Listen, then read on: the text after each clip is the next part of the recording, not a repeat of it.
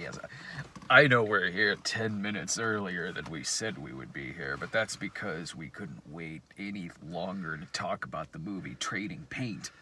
I'm just so eager to talk about this movie. So if you missed it earlier, we reviewed Norm of the North too, so check out that video as well. They'll be made public at the same time this one is too.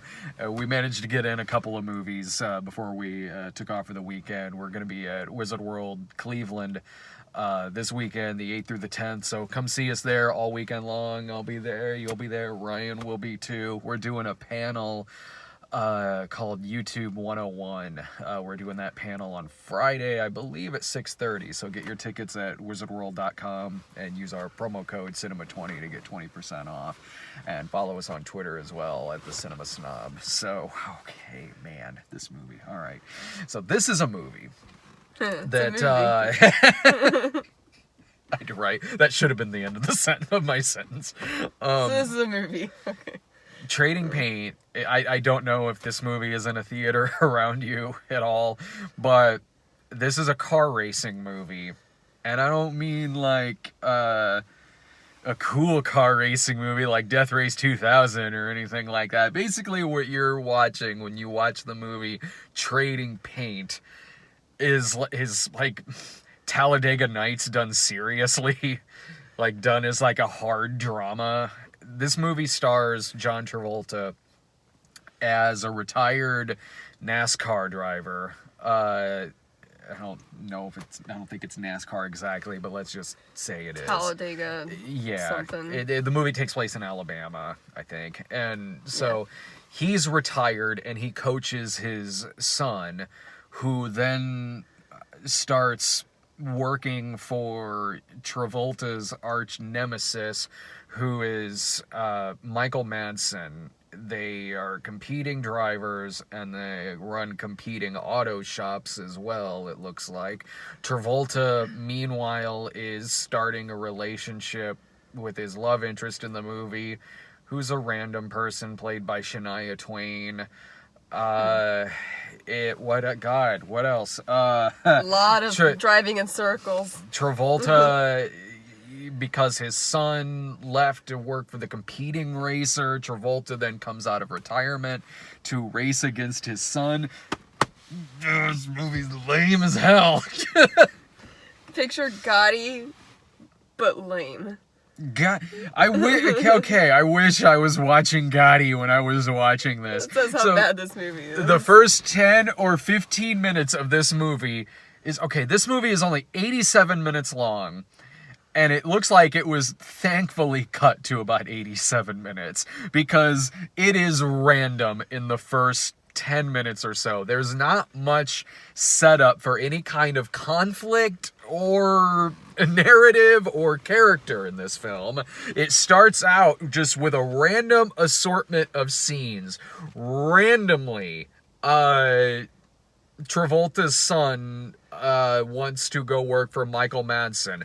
Why are they rivals? I don't know. The movie just tells me they are.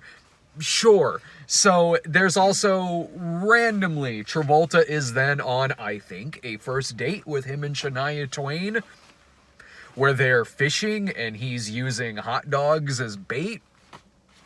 Random. It's just random in the movie. Then there's a flashback to Travolta's wife dying in a car accident. I leaned over and said to you, I'm like, this feels like it's the Gotti universe because it's edited about the same way. The editing's very bizarre. You could say that this movie could be summed up by saying, "And you are?"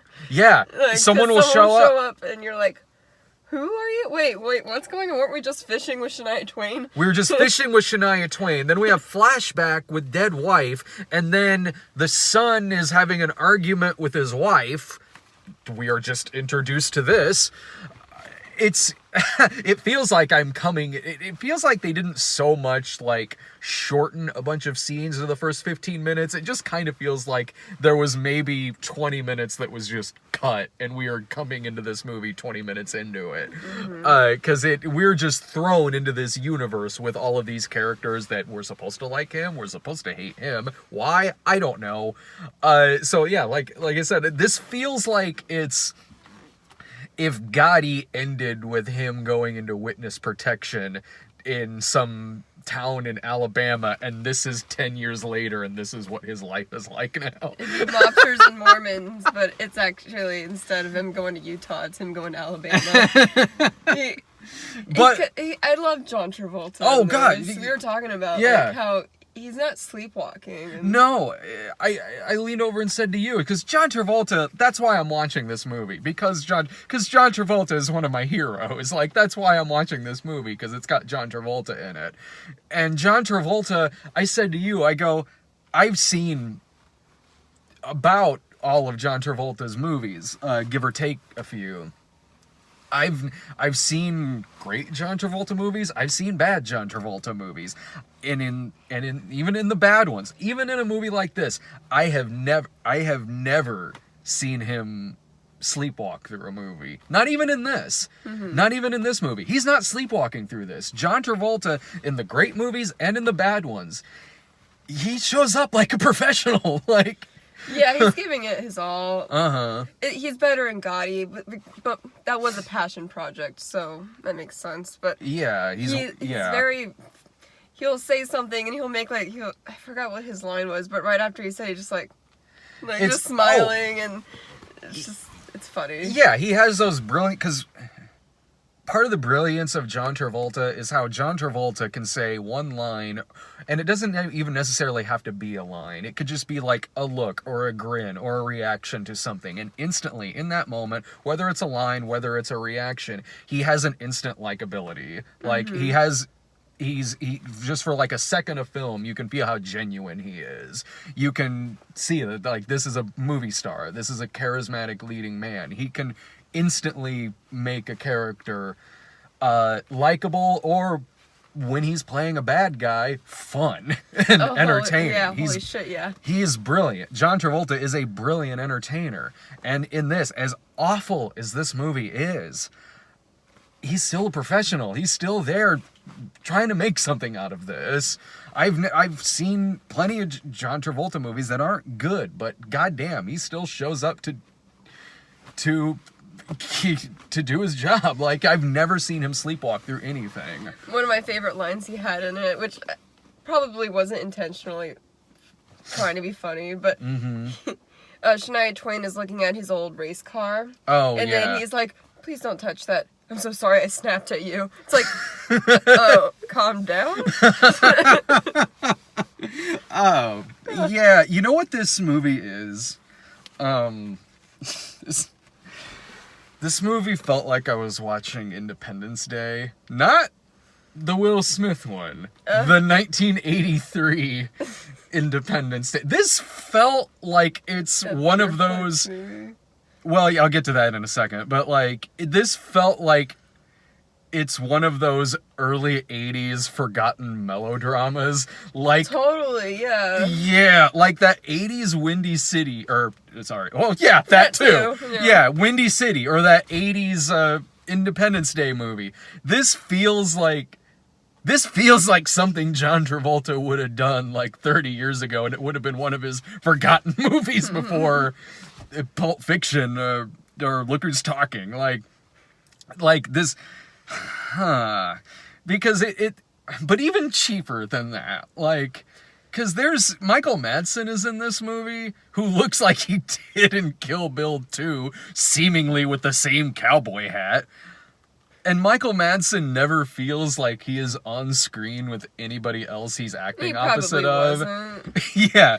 You have a movie that has Vincent Vega in it and Vic Vega, the two Vega brothers you have in a movie together, and it's so lame.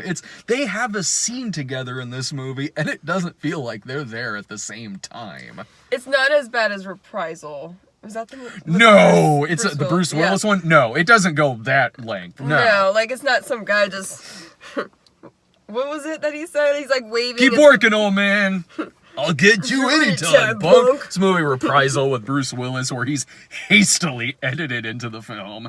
And he's looking in a different direction when it's like standing over here. It just is obvious. Yeah. This is at least it would feel like that. No, they did the best they could in like editing some of these people together, if that is indeed what happened.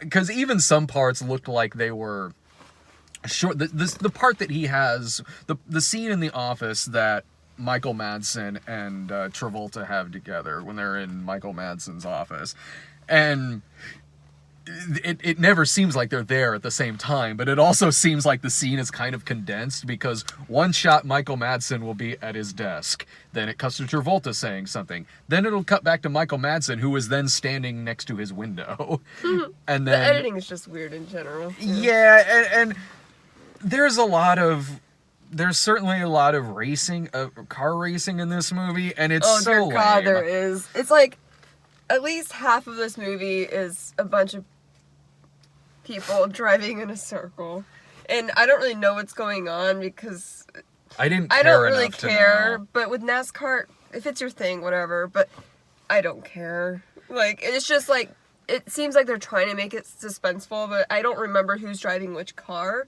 So you just see like a bunch of people driving in a circle, and it's like lap 30 out of 50, and then lap 40 out of 50, and I'm like, I don't care. It's just the same shots over and over again. They're doing the bare minimum to shoot this. Like, it's not shot in any kind of way that will really bring you in. It's just shot in a way that's making it mildly serviceable, I guess. Like, yeah, I sat there looking at it going, I don't know which car is which, but if I was more invested in this, maybe I would have at least known, kinda, but I wasn't, so I didn't really give a shit. But even the drama in this movie doesn't give a rat's ass. There's a part where the kid who's now working for Michael Madsen, and Michael Madsen is the evil coach, does like a sweep the leg moment where he goes up to the kid in the car and says like, I want you to crash into your dad and knock him off the road. You got a problem with that? And the kid's like, woo. And then the kid doesn't do it. And he goes up to Michael Madsen afterwards. He's like, sorry, I couldn't do it. It was my dad. I guess you're going to fire me now. Michael Madsen goes, no, I'm not going to fire you. I should have known you weren't going to do that to your dad. That's the end of that, let's call it, drama. What did you think of Shania Twain in this? Because I don't know if she's not really an actress. She was in Broad City that one time, and she was funny in that. But what did you think of her in this? Because I don't think she's an actress, is she, normally? Normally, no. Like, I love Shania Twain, though. I don't like country music, but I do love me some Shania Twain. Sure. They're catchy.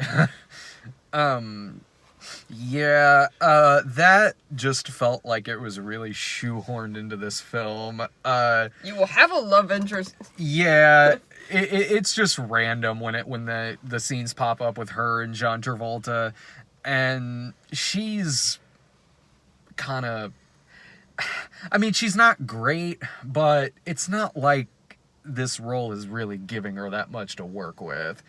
Her scenes with Travolta and everything, it feels, you mentioned this earlier, like a lot of this movie felt like I was watching like a Pure Flix movie, but without any religion in it. Like, there was one I saw last year that revolved around car racing. It was God Bless the Broken Road, or whatever it was called.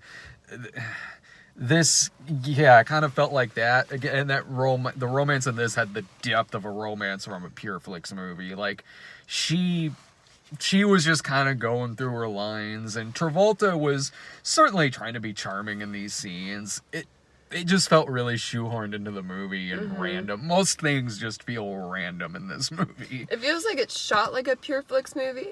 Yeah, Excuse me. Movie, but it has like a Independence Day or Windy City vibe to it. Yeah. Like, it looks like a Pure Flix movie, but has that 80s melodrama plotline. Yeah, this would be one of those movies from the early 80s that just went in one ear and out the other, didn't make a dent at the box office, and maybe got some late night showings on HBO. Like, it feels like it is one of those forgotten melodramas. Like, I do, even the people behind this movie, it's so much about this movie is random. This movie is directed by, I think, like a Bollywood director. Oh, really? And it's written by the writer of Pumpkinhead. It's an 80s horror movie. I'll have to show you that movie sometime. It's actually pretty good. But I wish this movie was as random as, like, is as hilariously random as Gotti, because you said something like, well, at least the soundtrack seems to fit this movie. I'm like, I wish this movie had the soundtrack that Gotti did. It would have been a lot more fun to watch it if it had the randomness that Gotti had. Of the soundtrack, yeah, because in this, it's like there's some country music that plays, because of course you expect that in a movie like this. I'm like, oh, it'd have been funnier if this was like the same person who did the soundtrack for Gotti. You'd be watching some car racing, and it'd and I ran so far away. Like, just like random 80s music would be playing throughout the movie. I wish they played, I don't know if Shania Twain sang in any of those scenes, or like because someone was singing sometimes. I don't think it was Shania Twain, but I wish she did, because I love her. The movie will just like stop dead for like a 10-minute sequence of them driving in a circle. Oh yeah, and it's not even shot. There's so little suspense in all of it that it'll just pop up lap 10, lap 20, lap. It'd be like you're watching Rocky and they're not really hitting each other, they're just standing there, but yet it still goes round 10, round 15. And then they'll have the commenters in the background like, whoa! Yeah, like, he's like, car racing is in this kid's blood. Like, I wish it had the announcers from Alita in it, then it'd be kind of funny. No, like, there's one part where Kevin Dunn is in this movie as, like, Travolta's buddy, and it has... This scene is, like, so out of nowhere, but at the same time, like, well, the acting, Kevin Dunn did a good job in this scene. The part where he's just talking about how his leg is missing, his name in the movie is Stumpy, like he's Walter Brennan in Rio Bravo. Mm-hmm. And then Shania Twain's like, how'd you lose your leg? And then he has this monologue about it, and honestly, he does a pretty good job with his monologue. Like, he's like, well, I went out fishing with John Travolta, and it turned out there were no fish in there because there was a big gator, and the gator chopped off my leg. I was wondering where he was going to go with it, because he was like, we didn't have any bait. No, you were like, did they use his leg or something? Yeah, we chopped off my own leg, used it as bait. He's like, I'm lucky to have John Travolta in my life for taking me to the hospital after I got my leg taken. Like, I think any human would do that. Yeah, man. Like, a lot of that part seemed like it was... That part was... It didn't really have much to do with anything else, but at the same time, I'm like, the actors seem to be kind of having fun in this scene. I don't know if any of this is ad-libbed. It might be, because it seemed like Shania Twain's reactions in this were kind of genuine, and even Kevin Dunn and Travolta, like, their back and forth seemed spur of the moment, too. Like, he's like, it was a 12-foot gator, and Travolta's like, actually, I think it was 8 foot. And he's like, well, when the gator eats off your leg, it could be 8 foot. I'm telling the story, it's 12 foot. John Travolta's like, all right, make it 15 or 20 feet. Ooh. We weren't catching anything with the bait, unlike your hot dog bait. Hey, if we had my hot dog bait, we would have caught some fish. Like, this movie? Why is John Travolta in this? Why does this movie exist? I don't know. Who is this for? Someone that likes NASCAR stuff. Oh. Does this make you appreciate Talladega Nights a little bit more? I guess. I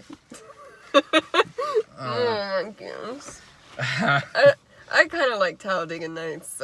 It's not like the greatest comedy ever. I don't think Holmes and Watson made me appreciate Talladega Nights more. I just like how it's poking fun at that kind of subculture of NASCAR and stuff like that. Right. This movie just mainly made me wish I was watching Gotti again. At least I was entertained by that. I was not...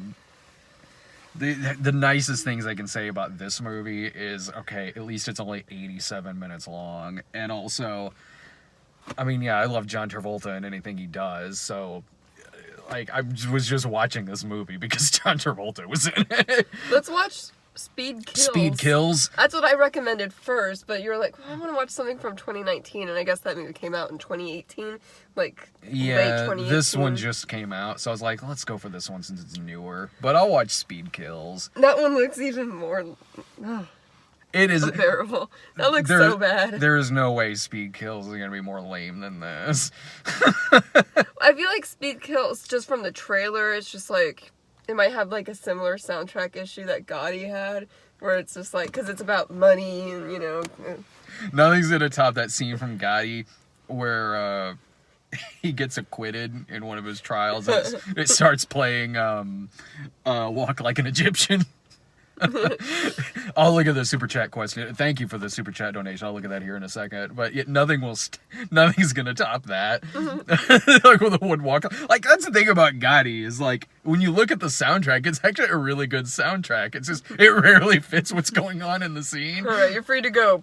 I was Walk like entertained an by Egyptian. Gotti. I didn't hate Gotti. I didn't hate Gotti like a lot of other people did. It wasn't good, but I didn't have like an immense hatred. I was at least entertained by Gotti. I at least as Gotti was not a good movie. It's a fun movie to talk about, but I at least respected that there was some passion behind it.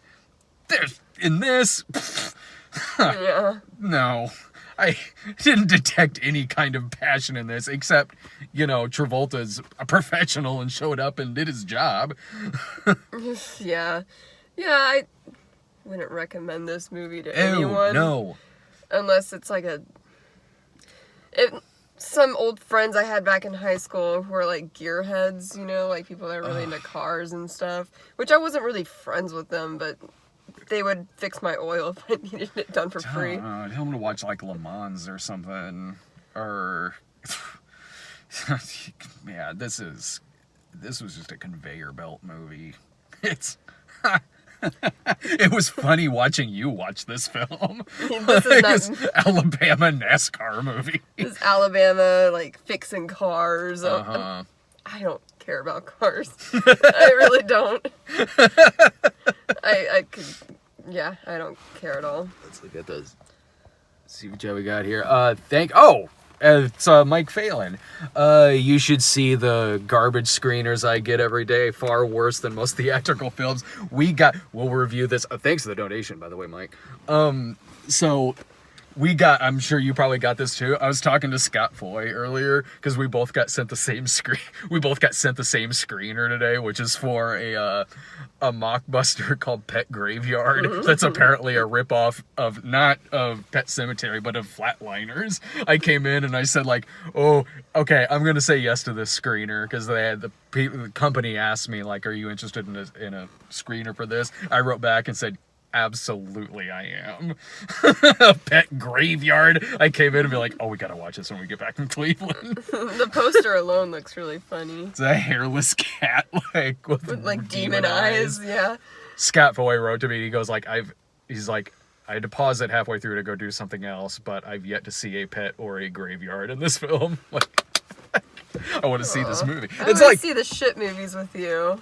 huh? I always see all the shitty movies with, like, the ones that are not, like, so bad where it's, like, a lot of fun.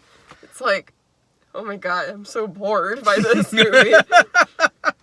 Which would you rather watch, Trading Paint or Norm of the North 2?